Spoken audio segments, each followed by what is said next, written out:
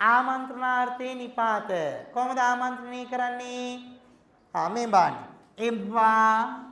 එම්බා බොල එම්බා බොල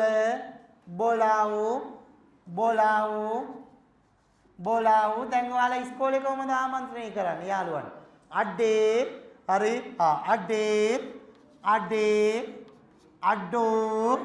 අඩෝ මෙවරේ අඩෝ තව තියෙනවා ඒවා මේකේ ලියන්න බෑ. හරි ලියන්න පුළුවන් ටික අපි ලියාගමු. හරි දැන් අම්මා කොහමද තාත්තට තේක ගෙල්ලා කියන්නේ?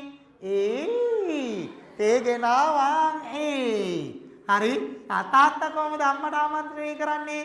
ඕයි බෙරියන් දෙන්න නැතුව ගේනවා. ඕයි ආමන්ත්‍රණය කරන මොනවද? නිපාත දාගන්න. තමුසේ ඕන එක. හරි ඉක්මනින් දාගන්නකෝ.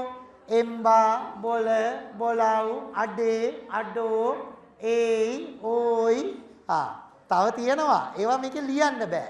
හරි කටවහරේ. අපි උදාහරණයක් ගමු. අම්මා තේක ගෙල්ලා කතා කරන විදිය දාමු. තේක ගෙනාවා. තාත්තා කියන එක දාන්න නැතිම